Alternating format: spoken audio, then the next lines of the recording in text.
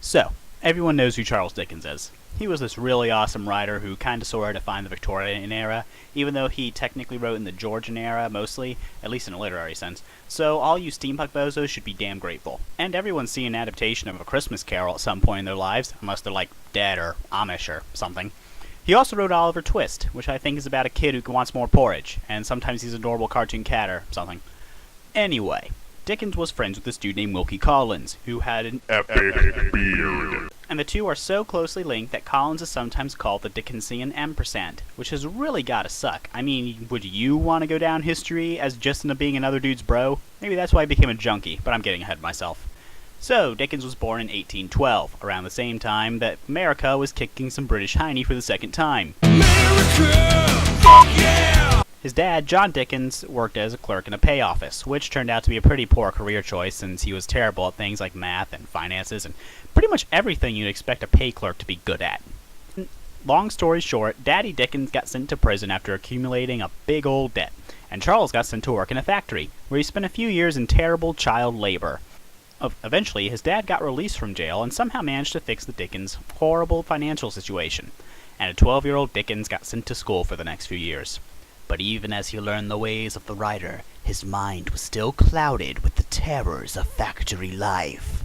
This is because the universe hates Charles Dickens and does not like it when he has nice things. Meanwhile, as all this was going down, Collins was just getting himself born. His daddy was a painter who was actually quite respectable and also really religious. Collins' childhood was nowhere near as awful as Dickens, and as such it was nowhere near as interesting, so we'll get back to him in a bit. In 1829, Dickens managed to get a job as a reporter, and soon afterward found himself in love with a hot young thing named Maria Bednall, or Biadneel, or however you pronounce that. But that relationship ended a few years later because her parents didn't really like him. Anyway, Dickens started calling himself Boz and writing a lot of stuff which started to get kind of popular. He wrote this novel called The Pickwick Papers, which turned out to be really successful, and he celebrated his success by marrying some chick named Catherine Hogarth. Then a few years later, in 1837, he wrote a little thing called Oliver Twist. I don't know if you've heard of it. It was kind of a big deal. Back to Collins for a bit. He was still off somewhere being boring. Got that? Good. Now back to Dickens.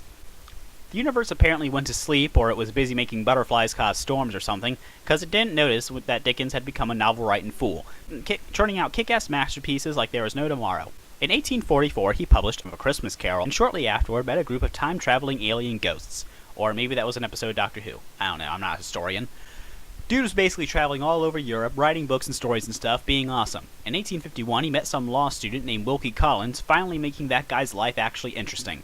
Collins published his story, A Terrible Strange Bed, in one of Dickens' magazines, and the two started hanging out together with this painter dude named Egg.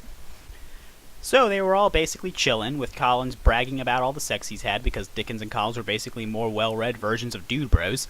And then they started writing stuff together, like this play in 1855 called The Frozen Deep, which sounds a lot like the title of a gothic metal song. Oh yeah, in 1857 they wrote The Perils of Certain English Prisoners, which is the reason I'm stuck doing this video in the first place, foregoing my usual regimen of goofing off in favor of placating my astoundingly intelligent and, dare I say, good-looking teacher, who is absolutely amazing in every way, shape, and form, and certainly appreciates this here video. Collins' popularity skyrocketed in the 1860s because his works were radical and on the edge, and some guys think of him as the father of the sensation novel because he was so bold.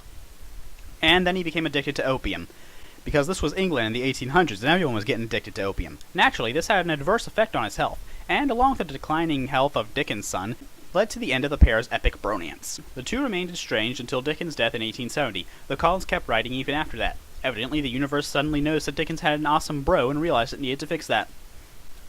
Collins spent some time being a player, apparently, since he lived with this chick named Martha and this other chick named Caroline, who he was actually married to some other guy, but he wasn't living with them together because he and Martha actually had a secret family under assumed identities, presenting themselves as the Dawsons to both their neighbors and their children.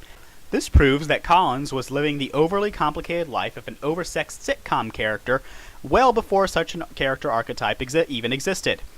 I'm not entirely sure if that's impressive or pitiable. Collins died in 1889, thus putting the final nail in the coffin of the Dickens-Collins saga. All bromances must come to an end, apparently.